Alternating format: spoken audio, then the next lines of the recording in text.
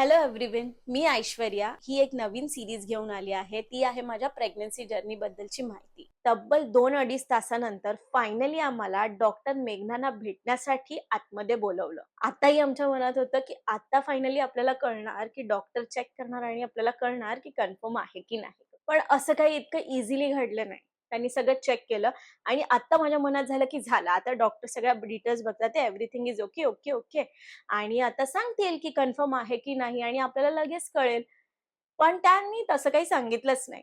त्यांनी काहीतरी पेपरवर लिहिलं आणि बऱ्याच 2-3 गोष्टी लिहिल्या आणि मग सांगितलं, की आता तुम्ही पहिला स्कॅन करून या आणि स्कॅन करून झाल्यावर मग आपण कन्फर्म करूया की प्रेग्नंट आहे की नाही करून.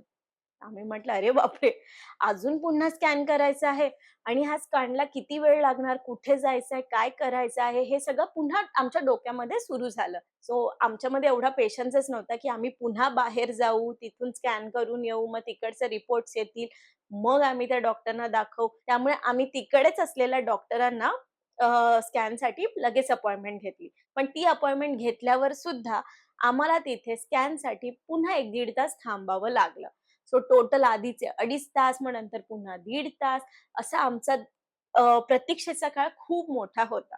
खूप भीती पण वाटत होती, की आता स्कॅनमध्ये रिझल्ट काय येणार त्याच्यावरून कळणार. कारण डॉक्टर म्हणालेले, की स्कॅनमध्ये रिझल्ट कळणार, की एक्झॅक्टली प्रेग्नंट आहे की नाही, त्याला किती वीक्स झाल्या आहेत. सो पुन्हा आमच्या डोक्यामध्ये ती भीतीवाली गोष्ट असते ना, ती फिरायला लागली, की स्कॅन व्यवस्थित होतंय की नाही. स्कॅनसाठी आतमध्ये जाण्यासाठी Cloud9 मध्ये खूप छान फॅसिलिटी आहे, की आपल्या हसबँडना आणि आपल्या फॅमिली मेंबर्सना आपण आतमध्ये घेऊन जाऊ शकतो. इतर हॉस्पिटलमध्ये बहुतेक होत नसेल, असेल मला माहिती नाही. पण Cloud9 मध्ये तरी ही फॅसिलिटी आहे. त्यामुळे हा एक प्लस पॉइंट होता, की मी आणि स्वप्नील दोघं पण स्कॅन रूममध्ये गेलेलो. तिकडे गेल्यानंतर आमचं स्कॅन कसं झालं आणि कोणत्या-कोणत्या गोष्टी आम्हाला म्हणजे स्कॅनच्या थ्रू आम्हाला सगळं दाखवलं, ते तुम्हाला मी नेक्स्ट व्हिडिओमध्ये सांगेन. तोपर्यंत हा व्हिडिओ आवडला असेल तर जरूर लाईक करा, शेअर करा, कमेंट करा आणि ऐश्वर्याली माझ्या YouTube चॅनलला सबस्क्राईब करा.